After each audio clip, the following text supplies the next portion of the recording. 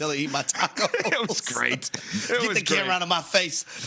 Nuno's going to be part of the Wu-Tang Clan reunion. He's nobody to mess with. That's going to be Nuno when it's all said and done. I 1,000% agree with that one. He's going to be the RZA, the Gizza, the Nuno Izza. I guarantee you. When they have a Wu-Tang reunion, he's going to be the leader. Mark my words. Every woman wants me. Oh, my God. Well, that's a hell of a way to think, Nuno. As long as you believe it, that's all that matters. Search Ghostface Killer and Unsportsmanlike, and you'll hear that interview wherever podcasts are found, because Ghostface was on with us, and he was tremendous with us.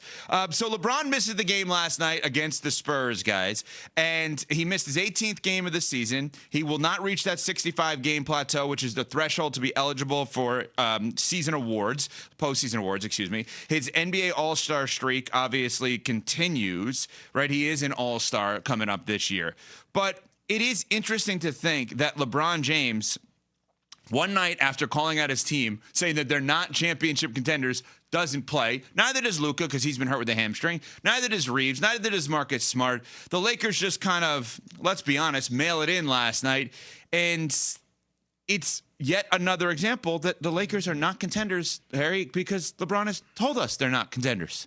Well, Freddie can contest to this. On Freddie and Harry, we never thought the Los Angeles Lakers were contenders in the Western Conference. I think when you look at the deficiencies, number one, it starts on the defensive end of the basketball.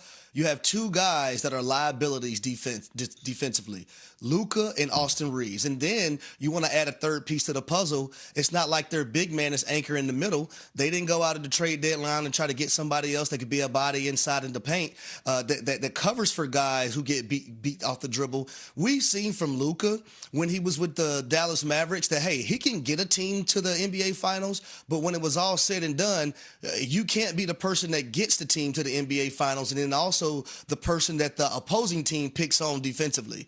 Well, they have two guys like that, and those two guys most likely are going to be on the court at the same time. And I thought LeBron James made an interesting comment.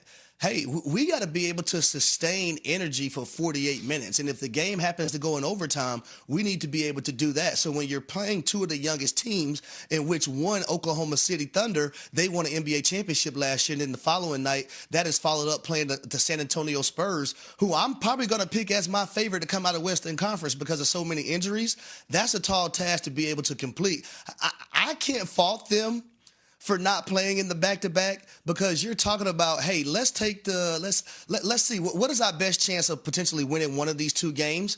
It was without Shai Gilgeous-Alexander, a guy who just won MVP, and the team that won the NBA championship. When you're without your best player, I would take my chances in that matchup versus the San Antonio Spurs, who have basically a human alien walking around doing any and everything that he wants to do from a basketball standpoint. But Freddie, let me ask you this, though, because all fair points from Harry. But absolutely. Now we got to look at it a little bit big picture. Right.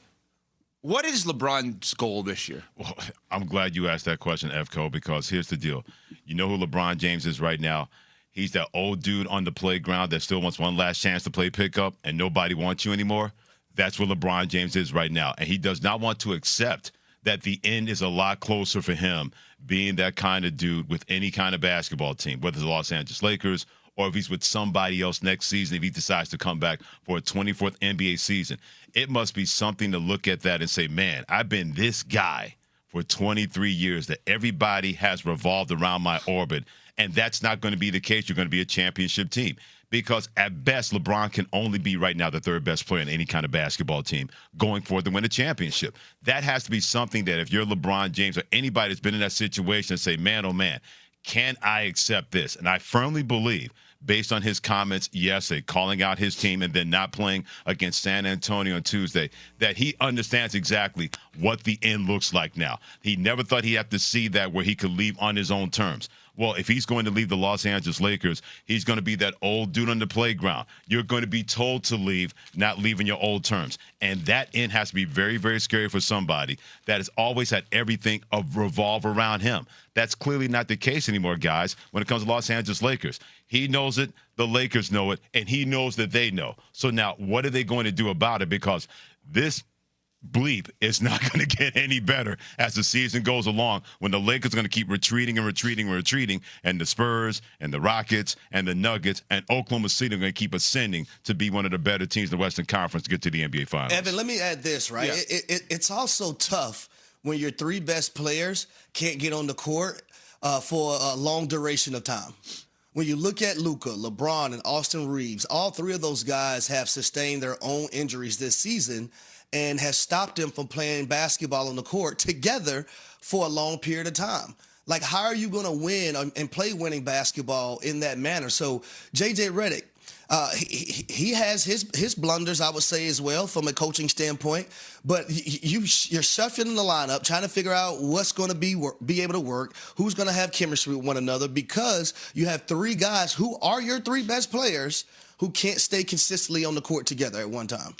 Harry, Freddie, there's no point of this season for the Lakers. That's the reality. There's literally no point of this season. That if you look at some of the other teams, there's a point. Now, we may not like it, and we're going to get to this. The NBA has a major issue with tanking. I classified the trade deadline as the trade ahead line because most teams were making moves for next year and not for this year. There's 9 teams, as I count, that are better off losing than winning. That's a major problem that the league has, right? But the Lakers are in the no man's land category, and thus there is no point to this season because LeBron James is not going to be there next year. They have a top 5 player of all time in LeBron. They have a top 5 player in the sport in Luka, and there's no point of the season. You can't tell me the point of this season is to win a championship because LeBron just told you they have no chance of doing that. You can't tell me the point of the season is for draft status. That's not what they're doing. You can't tell me the point of the season is for player development with young players. The majority of the team is on an expiring contract to get to the team that Luka can build around. The only point of this season for the Los Angeles Lakers is to ultimately get LeBron James off the roster so they can restart this franchise around Luka. This is as pointless of a season for as relevant of a team as we have ever seen in the history of sports. Well, based on what you're saying, Evco, then that means that Rob Pelinka better be the best magician the Lakers have ever seen since David Copperfield was running things in Los Angeles, because Rob Pelinka's been able to make that splash play based on LeBron James. When you get an Anthony Davis to play LeBron James, you trade Anthony Davis or Luka Doncic to play with LeBron James.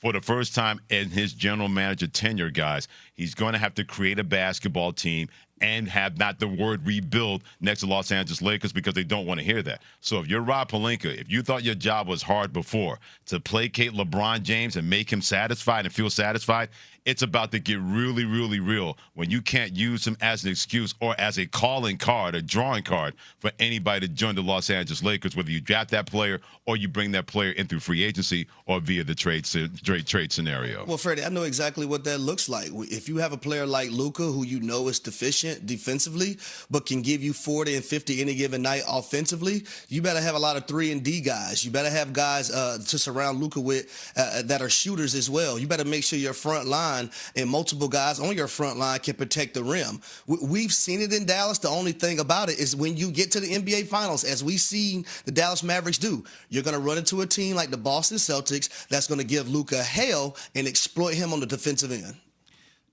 It's just the weirdest thing overall. Top 5 player of all time in LeBron James, top 5 player now in Luka, and no point to an 82-game season in Los Angeles, California with the Los Angeles Lakers. Coming up, why one sport has voluntarily become a piñata with no candy coming out of it. We'll get to that next.